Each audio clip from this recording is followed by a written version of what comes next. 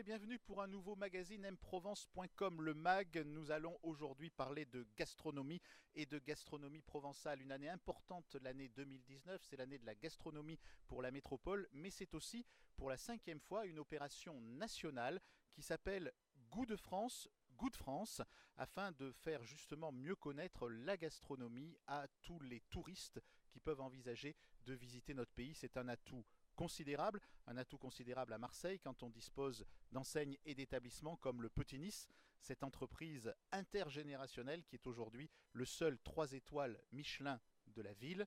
Le secrétaire d'État aux Affaires étrangères et à l'Europe, monsieur Jean-Baptiste Lemoyne, était à Marseille pour défendre cette gastronomie française et ce qu'elle apporte à l'image internationale de la France. Monsieur le ministre, vous êtes aujourd'hui à Marseille pour lancer cette grande opération, qui est une opération touristique, mais aussi une opération très importante en matière de création d'emplois et de métiers. C'est vrai qu'à travers la gastronomie et cette opération Goût de France comme MPG 2019 qui a été lancée par le territoire, c'est l'occasion de valoriser les métiers de bouche, de valoriser les femmes et les hommes qui sont soit en cuisine, soit en salle. Et donc ce sont des métiers en plus qui sont en tension. On a du mal à recruter et il est important que des vocations puissent continuer à naître pour, encore une fois, sublimer les produits de nos terroirs qui sont ainsi mis en musique avant d'être mis en bouche. La gastronomie est un vecteur d'attractivité considérable. Un touriste international sur 3, lorsqu'il vient en France, il a aussi en tête de venir découvrir nos produits du terroir, nos filières vitivinicoles. Et donc c'est pour ça qu'on s'appuie sur l'excellence de nos chefs, de nos produits, de nos terroirs pour pouvoir faire encore, donner cette envie de France. Et ça tombe à point nommé, vous le savez, on a été... des images un peu dures ont circulé à la suite des mouvements sociaux et il est important de montrer la France qui rayonne, la France qui accueille, la France qui dit bienvenue. Et grâce à ce partenariat Goût de France avec la Provence, c'est dans 150 pays l'occasion de montrer la France sous son plus beau jour, son jour provençal. On a l'impression que vous comptez beaucoup sur les chefs marseillais. Oui, ils seront d'ailleurs nos ambassadeurs en fait. Pour tout vous dire, ils vont être les représentants de la France à New York, en Belgique, à Séoul. Et c'est très important parce que ce sont de gros bataillons de touristes internationaux qui viennent de ces 3 pays. Encore une fois, ça sera, je crois, l'occasion de rester au top niveau parce que nous sommes le premier pays en matière de tourisme à l'international. Mais ça pousse fort derrière, donc il est important d'envoyer les meilleurs éléments, je dirais, faire la démonstration de leur savoir-faire et encore une fois de leur excellence. Autre chef étoilé à Marseille, Guillaume Souriau, du côté du Vallon des Offs, qui va bien sûr participer lui aussi à cette grande fête, notamment de la gastronomie provençale, ainsi qu'un autre chef qui a fêté cette année ses 50 ans de carrière. Il s'agit de Philippe Da Silva, dans le Var, aux gorges de Pénafort. Alors Philippe Da Silva, 50 ans de métier, ça veut dire quoi au moment où on parle de la retraite à 40, 41, 42 ans? Vous, c'est pas du tout dans votre horizon? Non, parce que je me suis jamais senti aussi jeune qu'aujourd'hui. Mais écoutez, je pense que le travail, lorsqu'on le fait par plaisir, il y a du bonheur. Et donc ce bonheur-là, tous les matins quand je me lève, je viens pas travailler, je viens à peine à fort parce que j'aime les bons produits, ce que je fais. Et pour moi, c'est du bonheur, c'est pas du travail. Comment est-ce qu'on transmet? Parce que ça va bien quand même se poser à un moment ou à un autre la question.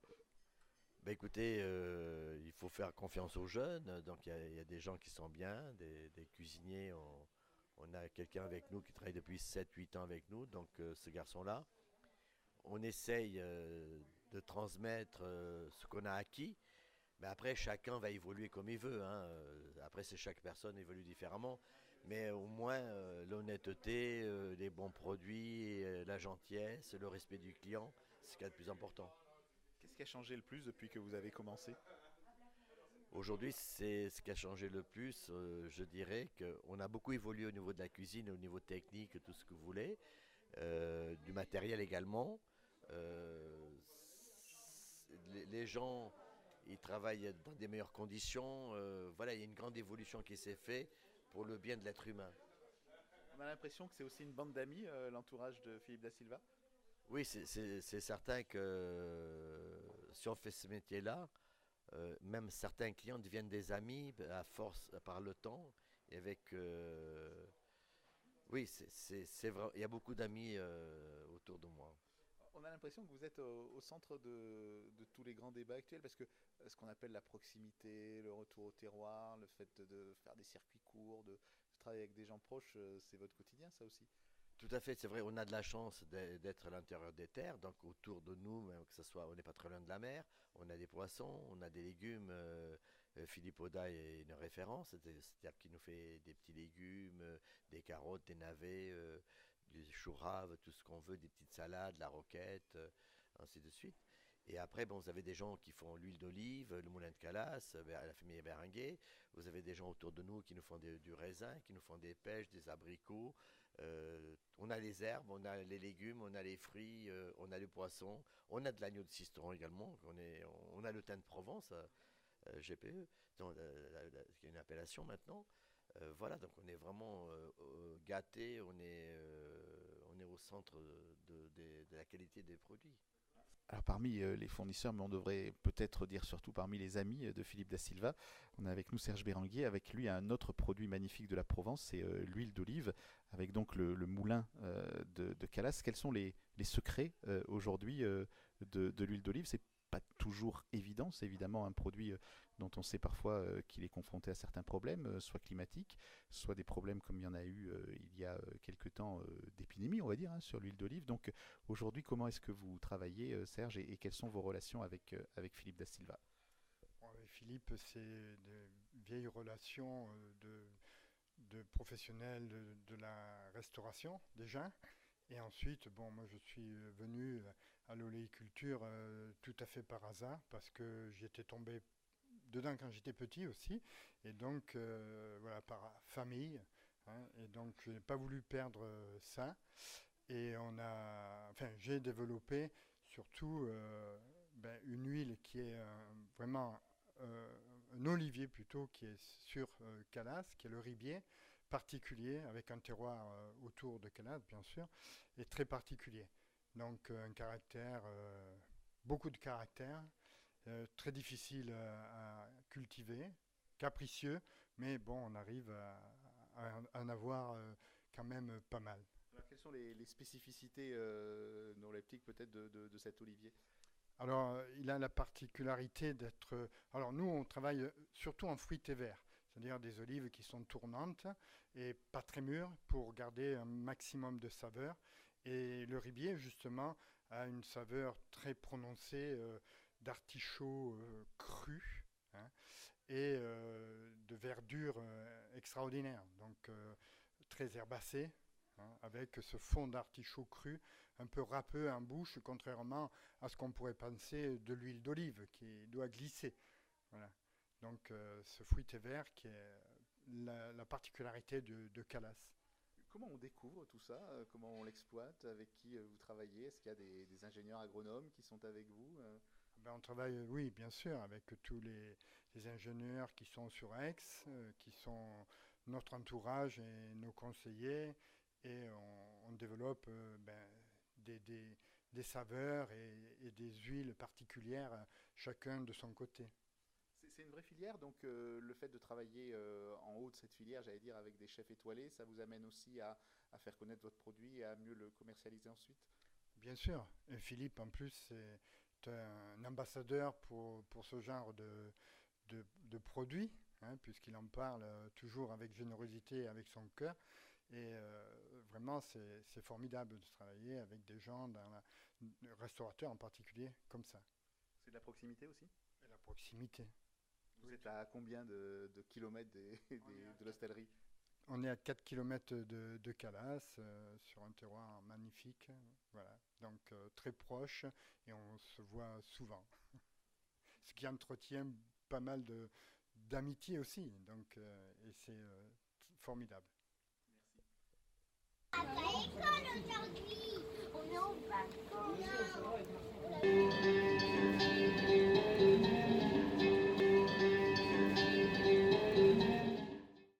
Autre table étoilée, celle de Lionel Lévy à l'Intercontinental, l'Alcyon, une étoile au Michelin, et puis quelqu'un qui s'occupe aussi des jeunes entrepreneurs de la région, puisque Lionel Lévy a soutenu un entrepreneur qui a participé à la première édition du concours Make the Choice et qui crée dans la région d'Aix des couteaux de cuisine. Il est même question que Lionel Lévy lui confie la gamme de ses couteaux de table dans l'avenir.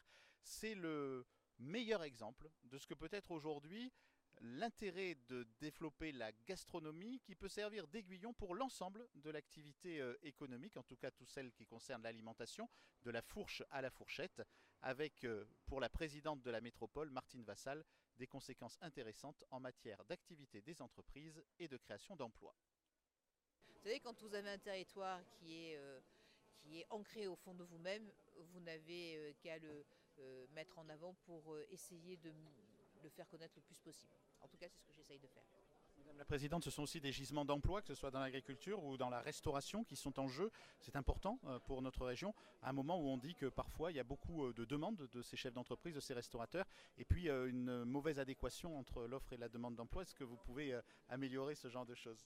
Alors effectivement, la filière agricole est une filière importante puisque c'est plus de 15 000 salariés au niveau agriculture, 32 000 au niveau restauration, avec des besoins considérables. Donc il faut faire une adéquation entre l'offre et la demande. Donc là, la formation, on travaille main dans la main avec la région justement pour adapter un petit peu mieux les besoins des différentes entreprises et pour essayer de mieux former. En tout cas, ce qui est important, c'est qu'une manifestation comme celle-ci, eh bien, elle va permettre à tout le monde de mieux connaître la gastronomie, la cuisine, puisque c'est une manifestation qui sera aussi populaire avec des grands banquets et une accessibilité des chefs. Alors nous le faisons au travers des collèges en permettant aux chefs, à nos chefs, aux 135 chefs de nos collèges de pouvoir consommer local avec la plateforme AgriLocal et pouvoir aider les enfants et leur montrer ce que l'on fait de bien ici. Parce qu'il ne faut quand même pas oublier que nous sommes les premiers producteurs de fruits et légumes de France, premiers producteurs d'huile d'olive et premiers producteurs de riz.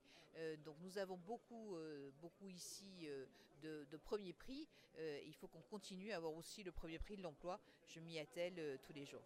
Voilà, cette première émission du magazine de mprovence.com sur la gastronomie provençale est terminée, mais on aura, vous l'avez compris, beaucoup d'occasions de revenir sur ce sujet tout au long de l'année.